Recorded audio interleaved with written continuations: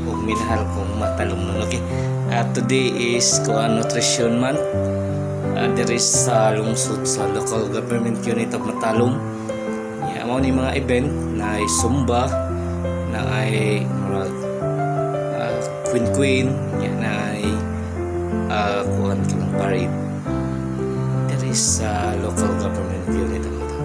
Okay, balikan ko. Happy Nutrition Month sa tanan mga empleyado, ato ang mayor, bagong mayor, Mayora Elbera Pahulio niya, atong vice mayor Eric Pahulio, atong mga bago nga konsihalis, daan nga konsihalis. Happy Nutrition Month sa atong tanan diri sa lungsod sa Mata. I hope nga ato gayong tabangan ang atong bagong nga Mayor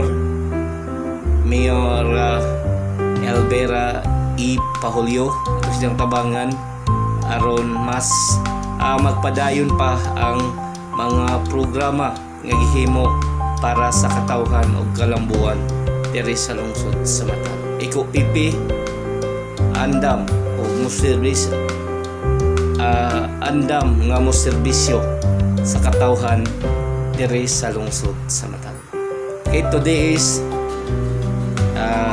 July 4, 2025.